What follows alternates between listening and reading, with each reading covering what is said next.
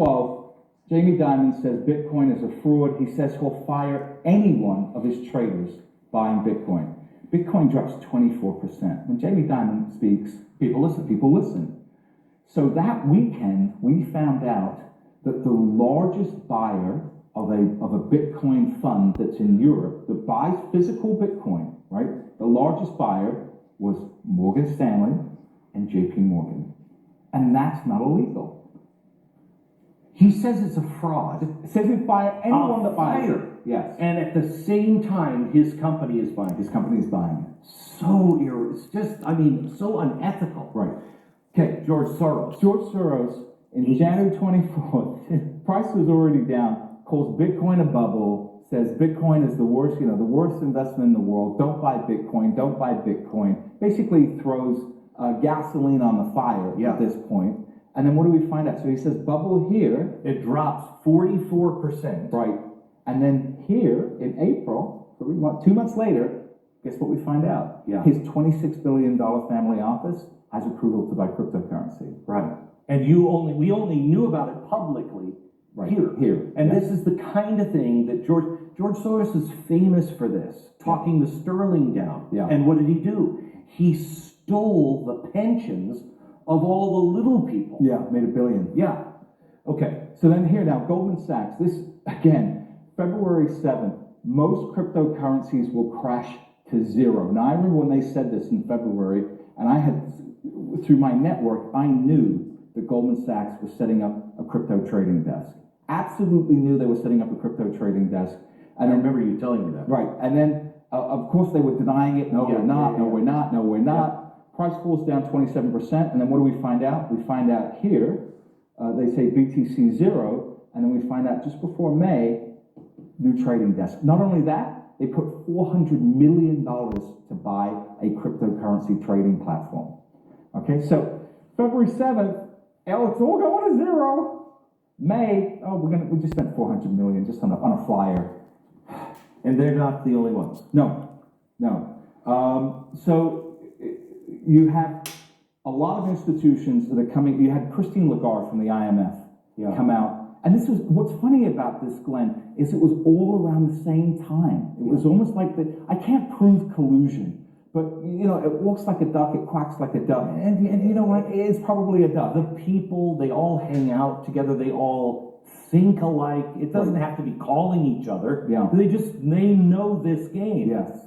So IMF, Christine Lagarde says in the first part of the year, says all central banks should band together against cryptocurrency. Right. Have you ever heard her say all banks should band together against illegal arms? No. Or illegal drugs? No. Or human trafficking? No. But this nascent asset class, we must all join arms against. What this did was play into people's heads that these guys are never going to let Bitcoin survive. Right. And so people thought, this is over. Yeah. So let me show you, can we show a chart of the 5 crashes? This is from, I think, last year, right? Last year, okay? Do we have that chart of the 5 crashes of Bitcoin? Right. It was 30%. Right. I think 4 of them were 30%, and 1 was 40%. And this is, here it is. Explain this chart. Those are Amazon crashes. Okay, so these are Amazon. Do you have Bitcoin? Yeah, we need the Bitcoin chart. We are. All right, they'll come up later. Okay. Yeah. So what I want to talk about now is one of the key lessons I learned from being involved in the market so long is rather than listening to what people are saying, look at what they are doing. Correct. So this is what we should look at. So Leute, das müsste genug sein. Ich hoffe, das hat jeder gesehen. Weil alle Leute, die sich mit dem nicht so befassen wie ich, machen die hocken jeden Tag vor dem Computer und schauen mir das alles zu. Schaut auf die Charts, was die Leute sagen, die liegen sowieso nicht. Die liegen sowieso, deswegen sage ich ja, wenn sie was Positives sagen, das beunruhigt mich mehr. Wenn sie was Negatives sagen, das macht mir eher, bin ich echt froh, wenn sie was Negatives sagen. Weil wenn sie positive Sachen sagen, anfangen Bitcoin, dann müsst ihr euch noch aufpassen, anfangen. Umso mehr positive Nachrichten das Herz, umso eher ist dann der Zyklus irgendwann geht zum Ende. Ne? Und wenn sie negative Sachen sagen, das heißt natürlich nicht, dass der Bitcoin jetzt nochmal auf 30.000 Euro kann machen oder vielleicht sogar tiefer nicht, das heißt das nicht. Ne?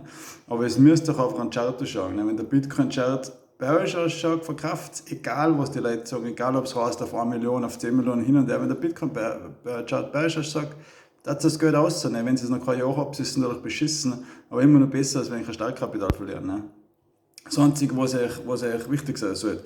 Ich zum Beispiel noch einen 3-Tages-Chart, aber es könnt ihr einfach zum sicher gehen. Wenn es ein 3-Tages-Chart auf bergisch geht, dann ist unter die 30.000 irgendwo eingestiegen seid, dann kann es ein Stop-Loss sein, nicht da, dass ihr einfach kein Minus mehr macht. Wenn es natürlich beim Ausbruch bei 30.000 eingestiegen seid und es geht an 3 Tage auf Short, nicht, dann müsst ihr das wissen. Nicht? Das könnt ihr halt zum Schluss, als allerletztes, könnt ihr einen Wochenchart hernehmen. Nicht? Darfst aber nicht vergessen, dass halt das braucht es euch ja gerade anschauen. Ne? Wenn es auf dem Wochenchart hat, dann verliert es einen Haufen von Plus, bis echt der Wochenchart das erst anzeigt. Ne? Aber eine andere Möglichkeit gibt es keine. Ne? Da kannst du nicht irgendwie meinen und sagen, jetzt ist da ein Stop. Du kannst schon ein Stop finden, aber woher möchtest du wissen, wie tief das dann runtergeht? Ne? Das kannst du nicht wissen. Ne? Du kannst das mit Modellen berechnen, bla bla bla, aber das siehst du dann erst vorher zu, ob sich das ausspielt oder nicht. Ne? Erst wenn noch irgendwas, Beispiel, es funktioniert beim ersten Mal so, das ist bei mir oft nicht, beim ersten Mal hingehen funktioniert. Und dann siehst du noch erst, schießt jetzt weiter hinauf oder geht es wirklich weiter hin. Nicht? Das sieht man immer erst vorher zu. Nicht? Da kannst du Indikatoren hernehmen und sagen, okay, war bergisch der Wörtchen, jetzt geht es hin. Aber wie weit das hingeht, und dann musst du immer länger warten und umso länger, dass du das anschaust, umso eher siehst du halt, wie sich noch der nächste. Also du siehst im Prinzip immer einen nächsten Schritt, den kannst du halt eher sehen oder halt besser sehen, als wie einen übernächsten Schritt. Ne?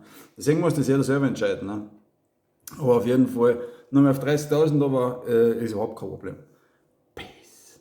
Das glaubst du ja noch nicht. Glaubst du das nicht? Schau auf die Charts, schau auf irgendwelche Indikatoren, deswegen habe ich ja einige kostenlos drinnen, dass es nicht da einen Haufen Geld noch zahlen müsst für das, weil im Endeffekt brauchst du gerade 1, 2, 3 gute Indikatoren, die was zusammenpassen, und wenn die alle das Gleiche sagen, ja, dann müsst ihr handeln. Ob lang oder short. Adios, ciao.